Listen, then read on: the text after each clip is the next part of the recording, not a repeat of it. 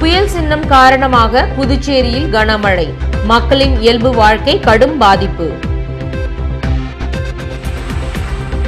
நாகையில் கரையை கடந்தது புயல், புதுச்சேரி கடற்கரையில் கூடி மகிழ்ந்த மக்கள். பாராளுமன்ற உறுப்பினர்களை முதல்வர் ரங்கசாமி புறக்கணிக்கிறார், மத்திய அமைச்சர் நாராயணசாமி புகார். ரங்கசாமியும் நாராயணசாமியும் மக்களை ஏமாற்றுகிறார்கள், திமுக பட்டிமன்றத்தில் லியோனி குற்றச்சாட்டு. இனி விரிவான செய்திகள். புயல் சின்னம் காரணமாக புதுச்சேரியில் பெய்த கனமழையால் மக்களின் இயல்பு வாழ்க்கை பாதிக்கப்பட்டது. வங்கக்கடலில் ஏற்பட்டுள்ள காற்றழுத்த தாழ்வு மண்டலம் காரணமாக முத்தியால்பேட்டை, பாகூர், வில்லியனூர், திருக்கனூர், காலாப்பட்டு உள்ளிட்ட சுற்று வட்டாரங்களில் சனிக்கிழமை காலை முதல் தொடர்ந்து மழை பெய்து வந்தது. இதனால் பொதுமக்களின் இயல்பு வாழ்க்கை பாதிக்கப்பட்டது. மேலும் கடல் அலைகள் சீற்றத்துடன் காணப்படுவதால் சுமார் 6 அடி உயரத்திற்கு கடல் அலை காணப்பட்டது. இருப்பினும் புதுச்சேரி துறைமுகத்தில் 3ஆம் எண் புயல் எச்சரிக்கை கூண்டு ஏற்றப்பட்டது. பள்ளிகளுக்கு சனிக்கிழமை விடுமுறை அளிக்கப்பட்டு கடற்கரை சாலையில் பொதுமக்களுக்கு தடை விதிக்கப்பட்டுள்ளது.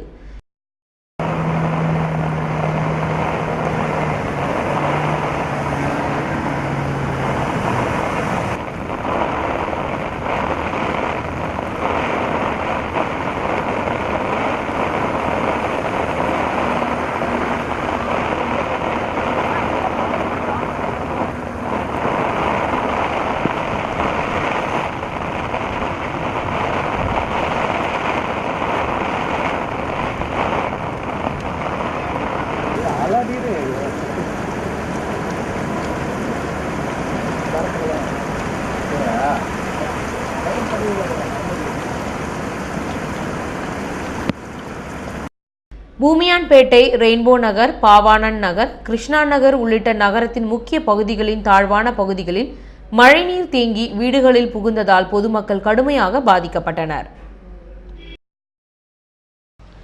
நாகை அருகே புயல் கரையை கடந்தபோது புதுச்சேரியில் மழையின்றி பலத்த காற்று வீசியதால் கடற்கரையில் கூடி மக்கள் மகிழ்ந்தனர்.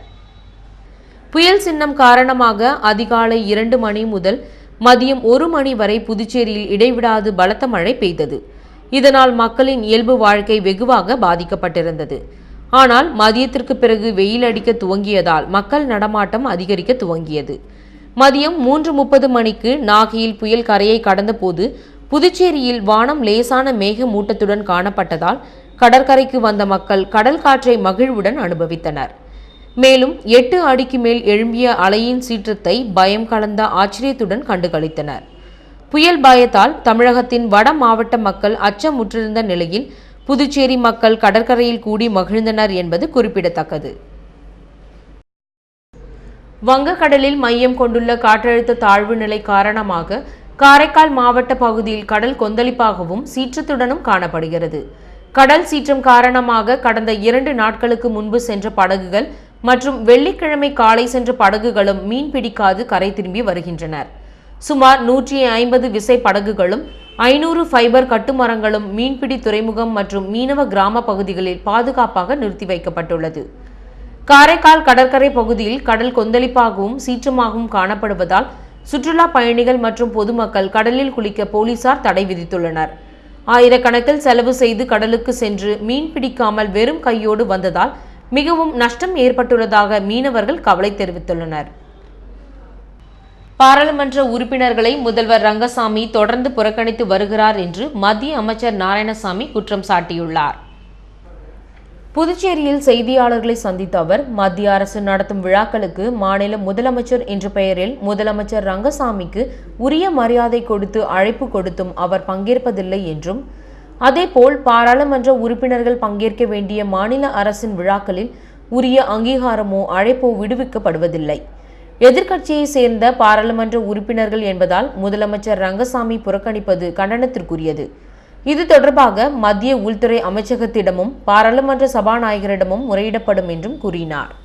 முதல்வர் ரங்கசாமியும் மத்திய அமைச்சர் நாராயணசாமியும் புதுச்சேரி மக்களை ஏமாற்றுகிறார்கள் என திமுக பட்டிமன்றத்தில் லியோனி கூறியுள்ளார். ஊசுடு தொகுதி திமுக இளைஞரணி சார்பில் நலத்திட்ட உதவிகள் வழங்கும் விழா தொண்டமாநத்தம் கிராமத்தில் நடைபெற்றது.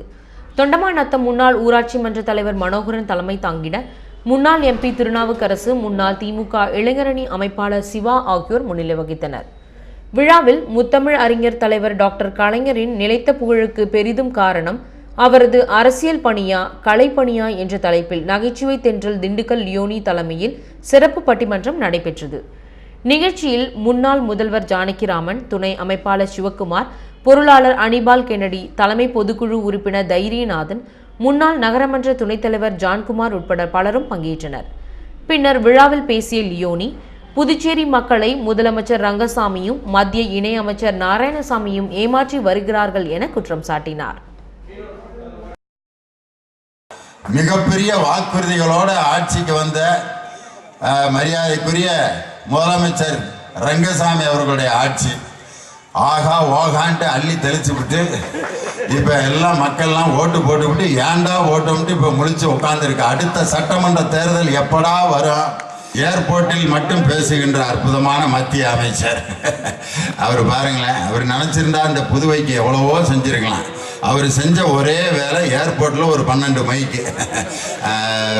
இது நீங்கள் பிரதம மந்திரிகிட்ட நீங்கள் பிரதம மந்திரிகிட்ட தமிழகத்தை பற்றி நான் பல விஷயங்களை பேசியிருக்கேன். என்னதான் பேசினாருன்னு நானே 2.5 வருஷமா அந்த பேசினது ஒன்றாவது செயல் வடிவத்துக்கு வந்திருக்குமான்னு பார்த்தா அந்த 12 மைக்குக்கு ஒரு மைக்குக்கு ஒரு திட்டமாவது செயல்படுத்திருந்தா நேரம் 12 திட்டம் பாண்டிச்சேரிக்கு செயல்படுத்திட்டு இருக்கலாம்.